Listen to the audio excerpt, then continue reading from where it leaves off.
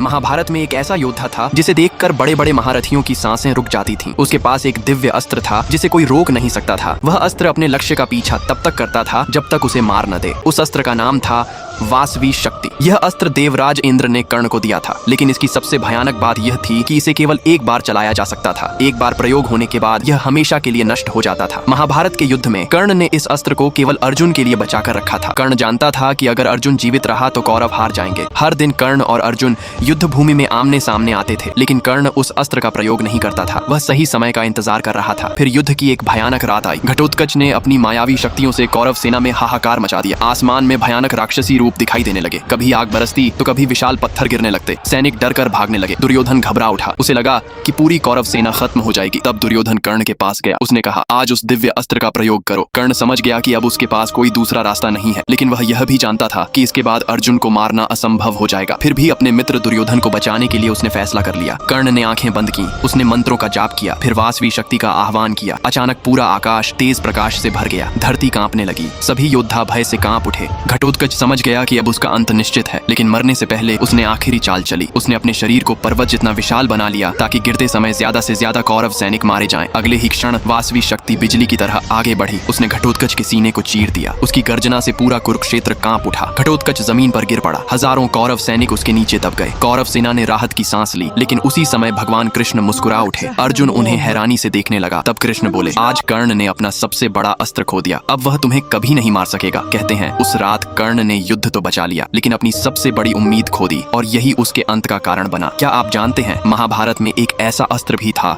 जो पूरी दुनिया को अंधकार में डुबो सकता था। उसका नाम जानते हो तो लाइक सब्सक्राइब करके कमेंट में जरूर बताना।